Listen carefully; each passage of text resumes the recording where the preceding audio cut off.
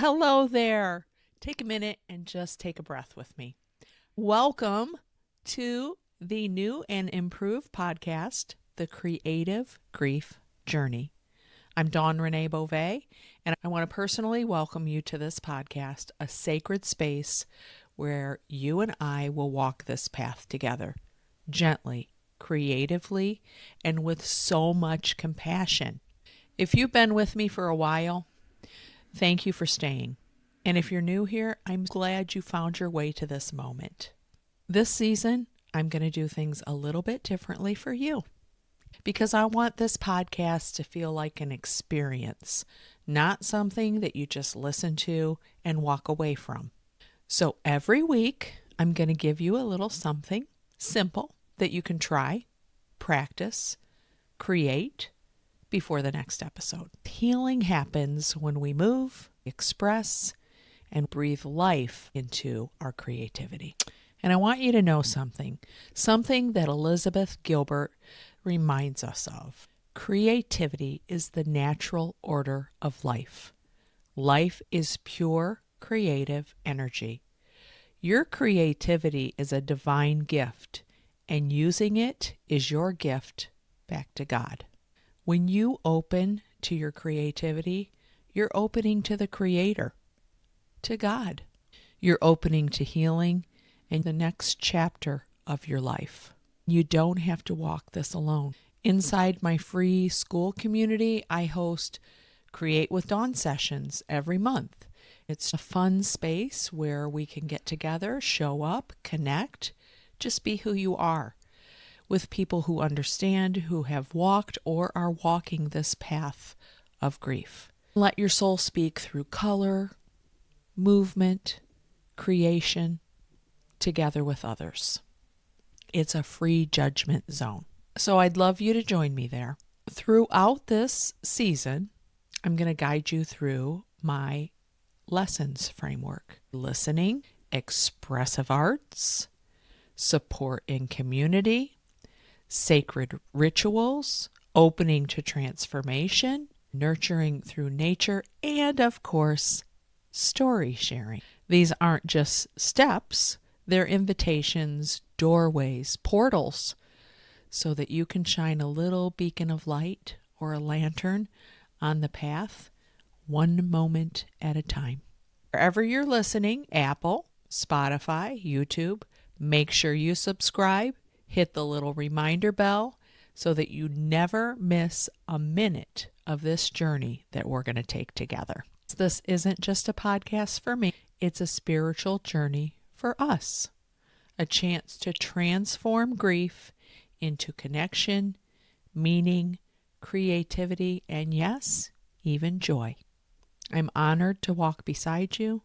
Thank you for being here. Let's take this next step together. Welcome to a new season and a new name of my podcast, The Creative Grief Journey. I decided to rename the podcast because grief is a journey and it's lifelong. Now, what does that mean? Does that mean you're going to be stuck in the heavy, depressive feelings of grief forever? No, it does not. And you can transform those feelings as quickly or as slowly as you desire. Change involves three parts: awareness, decision, and discipline. The first step is awareness. Being aware of your feelings, getting in touch with those feelings, leaning into them, feeling them, knowing what triggers certain emotions, certain feelings. I know when my son passed away, I had a very special video that one of his friends made for us. In that video, there were 3 songs, and one of them was The Scientist by Coldplay. And I can tell you that I sobbed. Something in that song just made me sob, and I would hear it on the radio and I would just immediately start bawling. I'd be at work and it would come on the radio and I'd say, please turn the station. I couldn't bear to listen to it. But over time, I started to evolve and change. And I can tell you 10 years later, when I hear the scientist, I still feel that lump of discomfort in my chest, that yearning, that missing my son. But I purposefully didn't avoid those feelings so I could transform them into something different. Being aware of the certain triggers you have and maybe not diving into them initially, but slowly over time, allowing yourself to feel those more intently, you can start to change. So let's go to the second one, decision, okay? So I had made a decision early on. Somebody said to me, you're going to lose 5 years of your life. At that time, I thought, 5 years of feeling like this? I couldn't bear it. I could not even fathom how I could live 5 years. I could barely get through one day. But it was at that point that I made a decision that I was going to do whatever I could to travel through this pathway of grief and get to the other side. And I know that sometimes I say you don't get over it, but you do transform that grief. Now, I still have the experience of grief in my life many times over, but it no longer controls me because I made a decision that I was not going to be controlled by grief. Grief was going to take a back seat, and I was going to be in the driver's seat. And that's what you can do too. It is possible. And that's kind of hopeful because when you are in the depths of grief, sometimes you can't see how you will feel better. But first you're aware, then you make a decision. And the third step is discipline. Discipline to do things that maybe you're uncomfortable with, or new challenges. Take on some different projects, or look back in your life and think about the things that you've always wanted to do and didn't do. I have done plenty, and I've been very uncomfortable. I took my first solo vacation when I first started this podcast, all by myself. And it was really an enriching, personal commitment to myself, and it was a beautiful experience. I have since gone out to dinner by myself. I take walks by myself. I do a lot of things by myself. And right now I'm reading The Artist's Way again by Elizabeth Gilbert. One of the things she suggests is that you take yourself on an artist date once a week. Now, this is something that you plan, and it doesn't have to be something extravagant. It doesn't have to be something expensive. Last week, I was in Sarasota by myself on a little vacation, and it was wonderful. I took myself on a little artist date to the store, and I bought a sticker book and glitter glue. I've made some projects with that in my art journal, which I will share in the school platform. But let me tell you, I would have never bought stickers and glitter glue. I'm a serious artist. I spend a lot of money on art supplies. I love glitter glue. It's so fun. And I would have never experienced that had I not just taken myself on a little childlike artist date and bought myself some stickers. So this week, as I challenge you every week, maybe you're not an artist. Maybe you don't like to draw. I think you should try it. But what if you want to write? Go out and get yourself a fancy little journal or colorful pens. If you want to, like my husband, he likes to crochet. Get a spool of yarn, something different that you would never use before. If you like to bake, get some really exotic ingredients and make yourself something really different. I mean, there's so many things that you can do to nurture your creative spirit. What if you like to sing? I bought my granddaughter a karaoke machine for Christmas. I think I like it more than she does. I just love singing in that little karaoke machine and having fun. Singing old songs brings back memories and really activates something in your brain. And it doesn't matter if you're a good singer or a mediocre singer. It still activates that center in your brain. Listening to music is wonderful, but there's a difference between listening and singing. So that's your challenge for this week.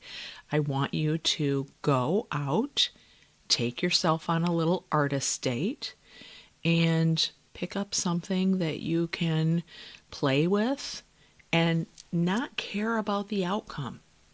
People think that to be an artist, you have to have talent and be visionary. No, it's about play, self-discovery, and allowing that creative spirit to unfold and start healing your brain. Once we initiate a change process, we can get into something called flow state. When we talk about physical flow state, that means taking care of your body and mind. Some things you can do to improve your physical flow state is declutter. Get rid of stuff. Go through your clothes once every 6 months and get rid of things that you're not wearing. Okay? Go through a closet. Just get rid of stuff. I had a friend that posted just the other day that it's that time of year in Ohio, it's starting to get cold, and she works in a rehab facility and people need coats. And I thought, how perfect you can declutter and gift somebody something warm, like a coat for the winter. So that's my project this week. I'm going to go through the closet and get rid of some of the coats that we're no longer wearing so that it can help other people in need. And those are just little things that you can do. Not only does it clear up your space to allow for that flow of energy, but you're also giving. And when we give, we receive tenfold. Some other things you can do is if you have plants, go around and nurture them, take off any dead leaves, trim them up, and give them some care. The next place that you can declutter is your body. What do I mean by decluttering the body? When I went to this retreat last weekend, some of the things that we were instructed to do was to avoid any processed food for 3 days before the retreat. That means fresh fruit, fresh vegetables, lower your consumption of meats and things that are hard to digest. No caffeine, no coffee for 3 days before I went. Now, when I say discipline, this is what I'm talking about. If we really want to transform our whole being, it does take a little bit of discipline. Does that mean we have to be perfect? No, we're not perfect, but it's that effort, that discipline of showing up and doing your very best. So I gave up the coffee. I tried my very best to eat whole, nutritious foods.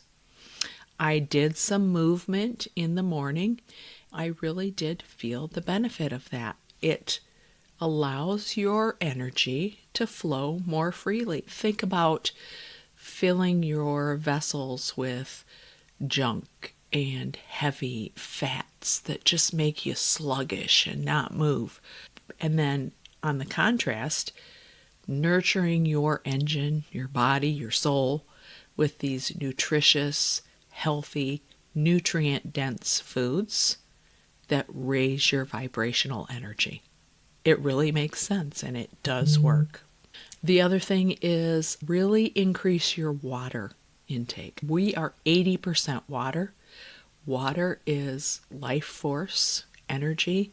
It improves your skin, circulation, muscle capacity, everything. So really be conscious about increasing your water and avoid alcohol if you can. For somebody like me, that's not a problem. I've been alcohol-free for 20 years.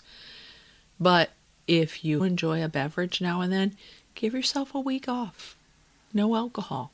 See how you feel. And then try to remember that it's a mindset. Emotions can hold vibrations. This morning on my way to work, I was listening to Joe Dispenza. A few months ago, I had heard something that we think, what do you think the highest level of vibrational energy is? Did you say love? Did you say romance? They've studied this, and the highest level of vibrational energy they could measure comes from gratitude. One of the second highest levels of vibrational energy, calmness, stillness, peace. And that's kind of weird because you think, oh, I would think if I'm exercising and, really moving, that would raise my vibrational energy. But in actuality, it's that calmness and stillness that raises your vibrational energy and opens you up to receive. It's like putting that antenna out and saying, here I am, come find me, abundance. And it really does work. I've talked about meditation many times.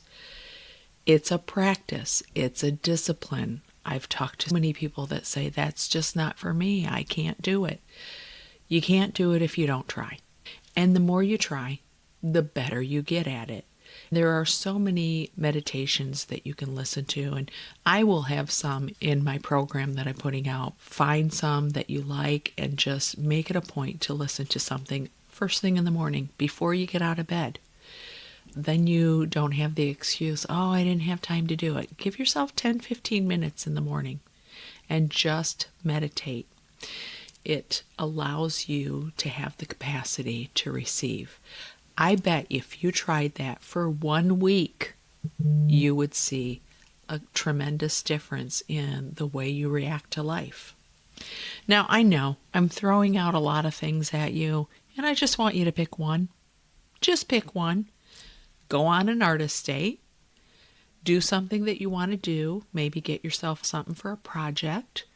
Or you could even go to a museum or watch a play or listen to some music. Something that you do just with you. Nobody else. You have to go by yourself. And then decluttering a physical space or a body space or an emotional space. I've given you examples of all of those. So that is your challenge for this week. And I really want you to tell me if you've completed these challenges and say something in the comments. I made a circle, and inside the circle, I picked 5 things that I say I'm going to do, that I really want to do, that are just for me, and I don't do them. Exercise. It's up and down for me, right? I have to be disciplined and make that a priority. Doing my art journal on a regular basis. Writing in my writing journal every morning. What else did I write in my circle? Oh, and the third thing I wrote in there was self-care. The last time I got myself a massage was probably 4 years ago. I keep saying I want a massage. Why don't I just go get one? Because there's so many things that pull us away. If you don't take care of this vessel, you're no good to anybody else. These are some suggestions. I really hope that you do these. On my special retreat that I attended, I learned so much about myself. One of the things that I did was eat with my non-dominant hand blindfolded.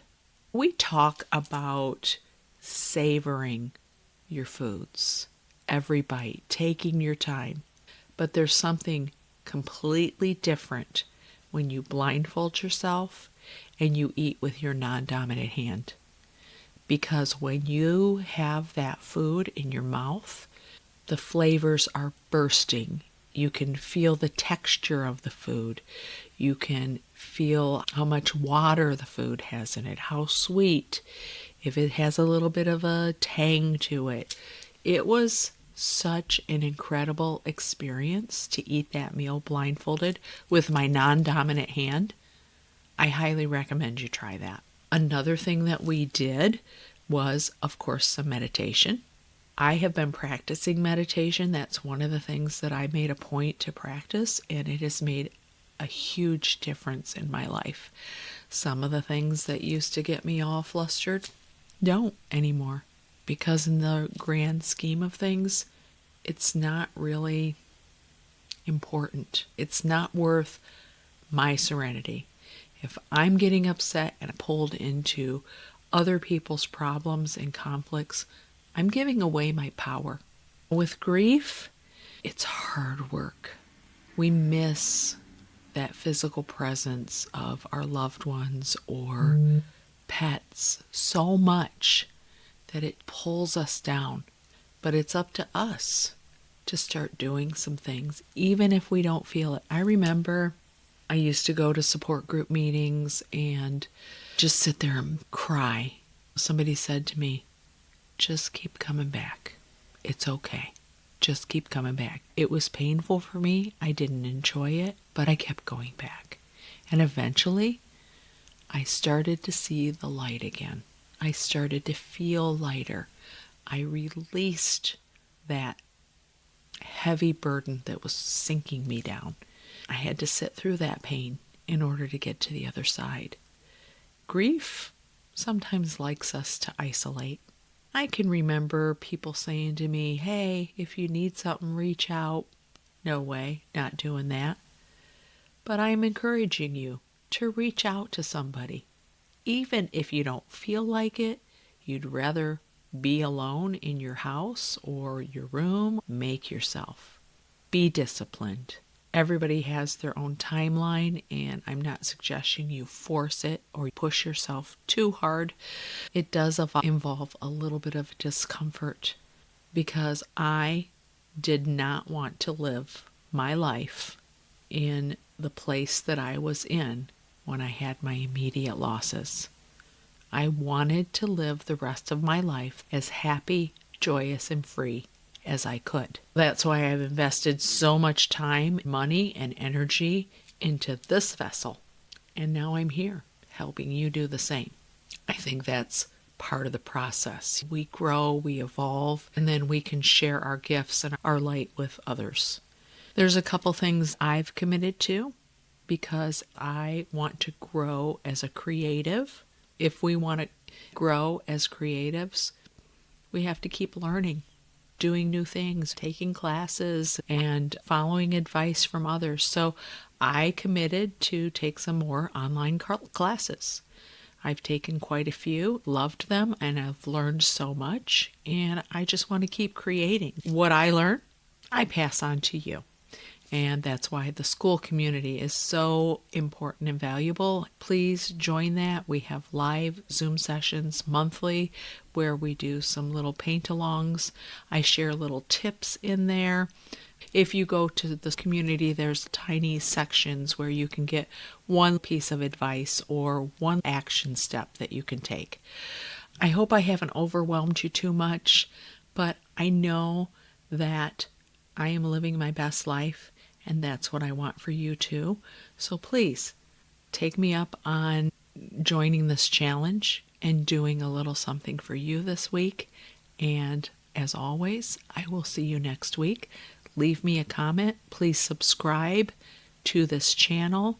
Hit the bell so that you can be reminded when it comes out next week. And go catch some soul shine.